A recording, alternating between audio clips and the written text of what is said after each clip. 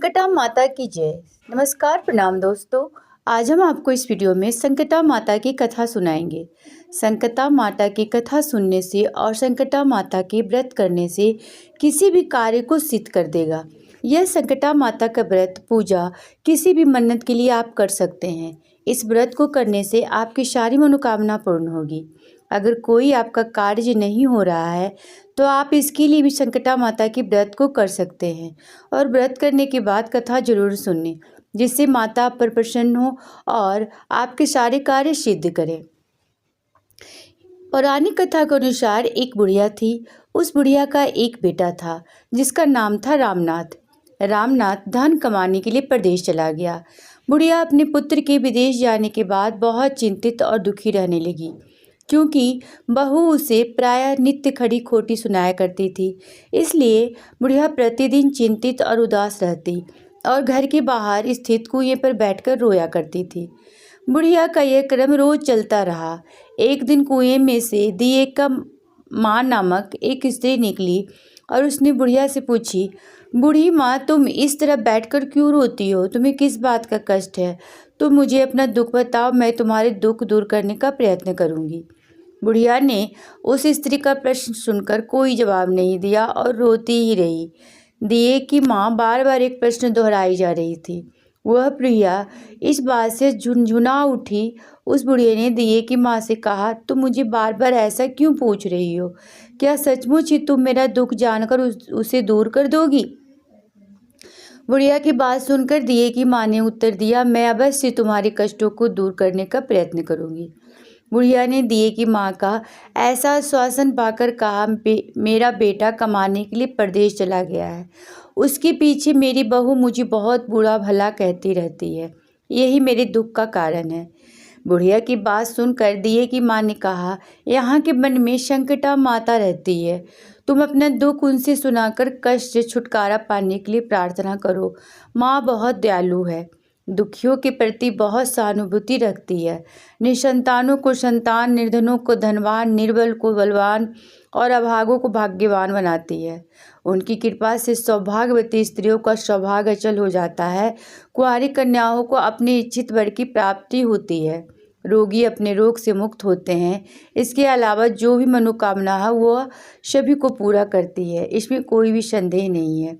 दिए की माँ से ऐसी विलक्षण बात को सुनकर बुढ़िया संकटा माता के पास गई और उनके चरणों पर गिरकर विलाप करने लगी।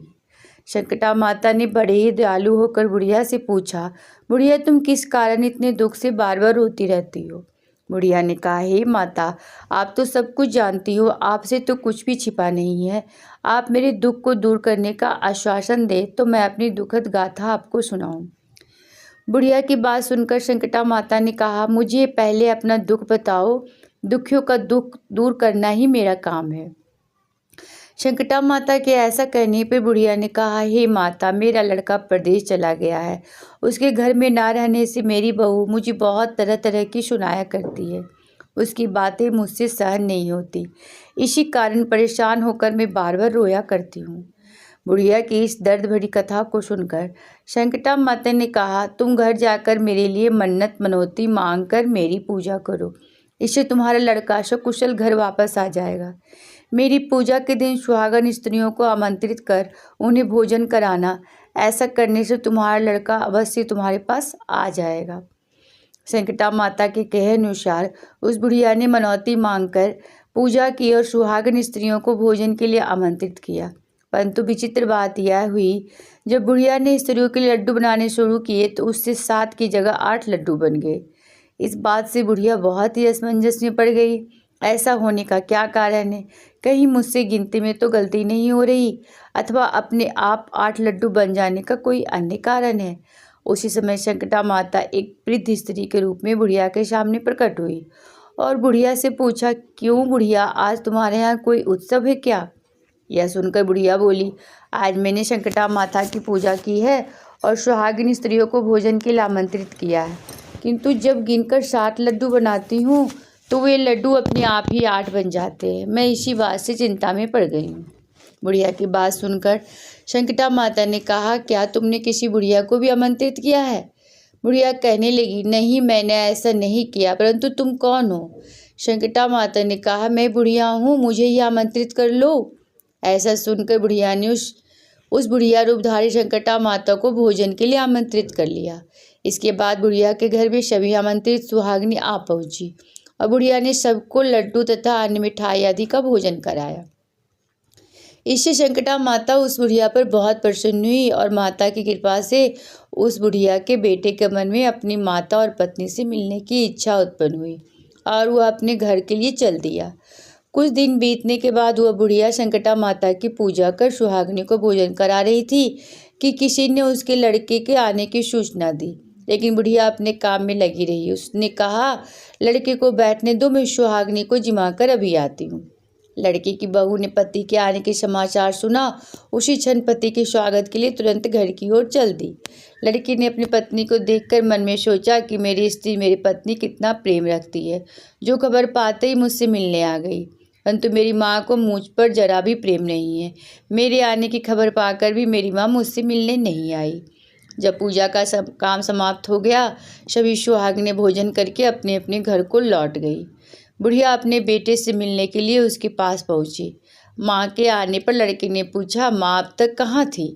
माँ ने कहा, बेटी मैंने तुम्हारी कुशलता के लिए संकटा माता से मनौती मांग रखी थी, उसी को पूरा करने के लिए सुहागनें जिमा रही थी। संकटा माता की कृपा से उसका मन अपनी पत्नी से हट गया। उसने माँ से कहा, माँ यहाँ तो मैं यहाँ रहूँगा या यह रहेगी? बुढ़िया ने कहा, बेटा तुम्हें मैंने बड़ी कठिन तपस्या से पाया है, इसलिए तुम्हें छोड़ नहीं सकती, इसलिए चाहे बहू का भी त्याग करना पड़े मैं कर सकती हूँ। अतः लड़के ने अपनी स्त्री को घर से निकाल दिया। घर से निकलकर बाहर आई तो बहुत दुखी मन से एक पीपल के पेड़ के नीचे बैठकर रोने लगी। एक राजा उधर से जा रहा था। उसे रोता देखकर राजा रुका और पूछा, तुम क्यों रो रही हो? तब उसने अपनी सारी व्यथा राजा को कह सुनाई। राजा ने कहा, आज से तुम मेरी धर्म बहन हो, इसलिए रो मत, मैं तुम्हारे सभी कष्टों को दूर करने का प्रयास करूंगा। यह कहकर राजा उस स्त्री को अपने महल में लेकर आ गया। महल जाकर राजा ने रानी को सारी बातें सुनाई और रानी को कहा, देखो आज से मेरी यह धर्म बहन है, इसी महल में रहेगी और इसको किसी भी प्रकार का कष्ट नहीं होना चाहिए। राजा के यहाँ पहुंचकर कुछ दिन बाद धर्म से प्रेरित होकर रामनाथ की स्त्री ने भी संकटा माता का व्रत आरंभ कर दिया और संकटा माता के निमित्त सुहागनों को भोजन कराने के लिए आमंत्रित किया। उसने रानी को भी आमंत्रित किया। जब सभी सुहागनें लड्डू खाने लगी तो रानी ने कहा, मुझे तो रबड़ी मलाई और स्वादिष्ट मिष्ठान ही हजम होते हैं, यह पत्थर समान लड्डू कैसे हजम होंगे? ऐसी अवहेलनापूर्ण बातें कहकर रानी ने लड्डू खाने से मना कर दिया। कुछ समय बाद संकटा माता की कृपा से रामनाथ अपनी पत्नी को खोजते हुए राजा के महल में आया। वहां आकर अपनी पत्नी को संकटा माता की पूजा करते हुए देखा तो संकटा माता को हाथ जोड़कर प्रणाम किया और अपनी पत्नी से कहा, प्रिय मेरे अपराध को क्षमा करो। पत्नी ने कहा, हे नाथ, यह सब प्रारब्ध से ही होता है, इसमें आपका कोई दोष नहीं है। आप मेरे ईश्वर स्वरूप हैं, मेरे ही अपराध को क्षमा करें। यह कहकर दोनों ने विधिपूर्वक संकटा माता व्रत कथा सुनी। संकटा माता की पूजा की। पूजा को समाप्त कर सुहागनों को जिमाकर दोनों पति पत्नी अपने घर की ओर प्रस्थान करने के लिए तैयार हुए। जाते समय रामनाथ की स्त्री ने राजा रानी से कहा, जब मुझ पर दुख पड़ा था तो आप लोगों ने धर्म बहन बनाकर मुझे आश्रय दिया। यदि आपको भी किसी तरह की सहायता की आवश्यकता हो तो मेरी कुटिया में निसंकोच चले आना। ऐसा कहकर दोनों पति पत्नी अपने घर चले आए। संकटा माता के प्रसाद का निरादर करने के कारण रानी पर भारी संकट आ पड़ा। रामनाथ की बहू के जाते ही उनका राजपाट नष्ट हो गया। ऐसी विपत्ति में पड़कर रानी ने राजा से कहा, ना मालूम वो तुम्हारी धर्म बहन कैसी थी, उसके यहाँ से जाते ही सब कुछ नष्ट हो गया। रानी ने राजा से कहा, जाते समय वह कह गई थी, जब मेरे ऊपर कष्ट पड़े तब मैं तुम्हारे यहाँ आई और कदाचित तुम्हारे ऊपर कोई भी कष्ट पड़े तो तुम मेरे घर चले आना, इसलिए हम लोगों को उसके यहाँ ही चलना चाहिए। ऐसा विचार कर राजा रानी दोनों ही अपने धर्म बहन के घर गए। वहाँ जाकर रानी ने कहा, बहन तुम्हारे जाते ही ऐसा क्या हो गया कि हमारी सारी संपत्ति नष्ट हो गई और हम लोग बहुत परेशानी में पड़े हुए हैं।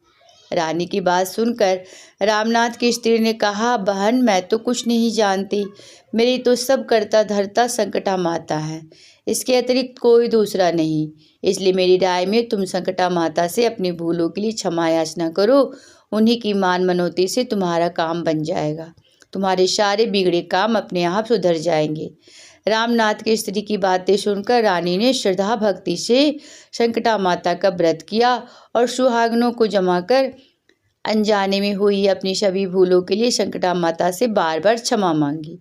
रानी के ऐसा करते ही संकटा माता प्रसन्न हो गई और रात में रानी को स्वप्न ने कहा, तुम दोनों पति पत्नी अपने महल को चले जाओ, वहां जाकर मेरी पूजा करना और मेरे निमित्त सुहागनों को जिमाना। ऐसा करने से तुम्हारा गया हुआ राजपाट तुम्हें दोबारा वापस मिल जाएगा। सुबह होते ही रानी ने अपने स्वप्न की बात राजा को बताई।